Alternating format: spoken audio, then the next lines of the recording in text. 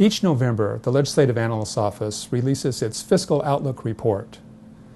In this report, we provide updated economic, revenue, and expenditure projections. Our new forecast reflects continued improvement in the state's fiscal situation. Revenues for 2013-14 are much higher than were assumed in the 2013-14 Budget Act, primarily because of gains in the housing markets and in the financial markets. We are now forecasting that the state will start the 2014-15 fiscal year, which begins next July 1, with a carry-in surplus of $2.4 billion. In addition, we're forecasting an operating surplus, that is the difference between revenues that we expect in that year and expenditures from existing commitments, to be $3.2 billion.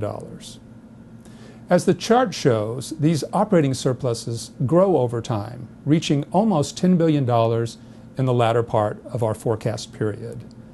These growing operating surpluses are due to two main reasons. First, we have relatively healthy growth in general fund tax revenues as the state continues its moderate recovery from the Great Recession.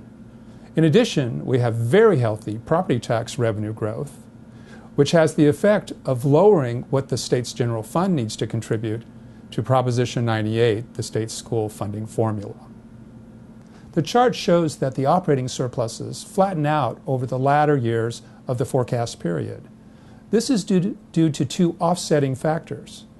First, revenues are suppressed because the tax increases that were approved by the voters under Proposition 30 phase out over the last 4 years of the forecast. However, spending also is dampened because of the healthy growth in school property tax revenues, which has the effect of keeping general fund spending on schools relatively flat. While under our fiscal forecast, the state's picture looks very bright, we would caution the legislature that that can change, either due to the state's very volatile revenue structure, or should there be an economic downturn in the near future.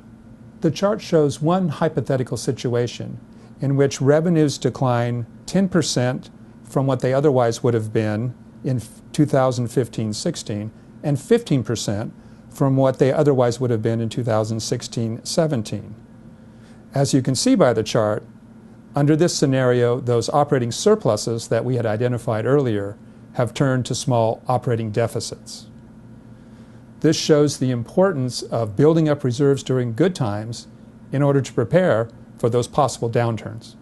As noted earlier, under our baseline forecast, we're projecting healthy operating surpluses over the forecast period. We think it's important for the legislature to think strategically about how to allocate those operating surpluses. We've provided one such approach in which we would allocate funds for 4 major functions. Number 1, we think it's important for the state to prepare for the next economic downturn.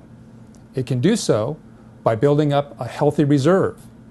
And secondly, it could pay off various budgetary liabilities that have built up over the years, what the administration often refers to as the wall of debt. Secondly, we think it's important for the state to begin paying for various past commitments that it's made. This is primarily in the area of retirement liabilities, those associated with University of California retirement system, the CalSTRS, the state teacher system, and state retiree health benefits. Third, we think it's important for the state to maintain its existing programs. We have not been providing inflation adjustments to various state programs for several years. And with the prospects for higher levels of inflation in the future, we think it's important to set aside funds to maintain existing state spending in real terms. And finally, we know the legislature will want to create certain new commitments, whether these are restoring programmatic cuts that have been made in the past, expanding various programs, tax reductions, or adding new money for infrastructure spending. We have set aside some funds each year for this purpose. If the state were to follow such an approach, we think it would well position itself for the next economic downturn, while still allocating on an incremental basis certain funds for other state priorities.